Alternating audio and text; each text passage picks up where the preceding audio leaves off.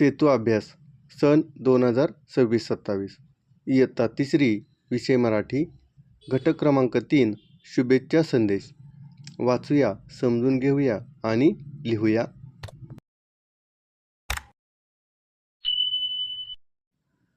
शुभेच्छा संदेश या घटकामध्ये कृती पहिली. शिक्षकांनी विद्यार्थ्यांना खालील प्रसंगचित्राचे निरीक्षण करण्यास सांगावे आणि विद्यार्थ्यांना चित्रावर आधारित प्रश्न विचारावेत. या ठिकाणी शिक्षक दिनाचे चित्र दिलेले आहे आणि त्यावर आधारित उत्तरे विद्यार्थ्यांनी द्यायची आहेत.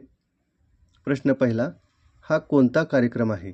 उत्तर, हा शिक्षक दिनाचा कार्यक्रम आहे. प्रश्न दुसरा, हा कार्यक्रम कुठे साजरा होत आहे? उत्तर, हा कार्यक्रम शाळेत साजरा होत आहे. प्रश्न तिसरा, विद्यार्थी शिक्षकांसाठी काय काय करत आहेत?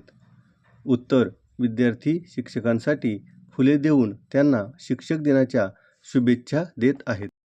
कृती क्रमांक 4, शिक्षकांनी विद्यार्थ्यांशी विविध सणानिमित्त कोणते शुभेच्छा संदेश देतात यावर चर्चा घ्यावी आणि खालील तक्त्याप्रमाणे फळ्यावर विद्यार्थ्यांनी सांगितलेले शुभेच्छा संदेश लिहावेत. या ठिकाणी सण किंवा प्रसंग दिलेले आहेत आणि विद्यार्थ्यांनी शुभेच्छा संदेश सांगायचे आहेत. पहिला, गुढीपाडवा. नवीन वर्षाच्या आणि गुढीपाडव्याच्या तुम्हाला खूप खूप शुभेच्छा. क्रमांक 2, दिवाळी. दिवाळीच्या तेजोमय शुभेच्छा. तुमच्या आयुष्यात सुख समृद्धी येवो.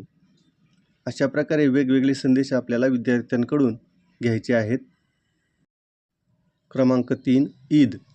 ईद मुबारक. तुम्हाला आणि तुमच्या कुटुंबाला आनंदाची ईद जावो. विद्यार्थ्याच्या वेगवेगळ्या कल्पना असतील त्याप्रमाणे संदेश घ्यायचे आहेत. क्रमांक 4, नाताळ. नाताळच्या सर्वांना मनःपूर्वक शुभेच्छा. प्रत्येक विद्यार्थ्याच्या कल्पना या ठिकाणी वेगवेगळ्या असू शकतात.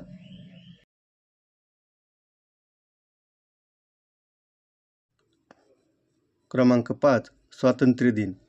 स्वातंत्र्य दिनाच्या सर्वांना हार्दिक हार्दिक शुभेच्छा. हे संदेश उदाहरणादाखल दिलेले आहेत. विद्यार्थ्यांकडून आणखी संदेश घ्यायचे आहेत. कृती क्रमांक 7 मध्ये विद्यार्थ्यांना जून महिन्यातील काही महत्त्वाचे दिनविशेष सांगायचे आहेत. 5 जून जागतिक पर्यावरण दिन, 21 जून जागतिक योग दिन आणि 26 जून सामाजिक न्याय दिन, राजर्षी शाहू महाराज जयंती.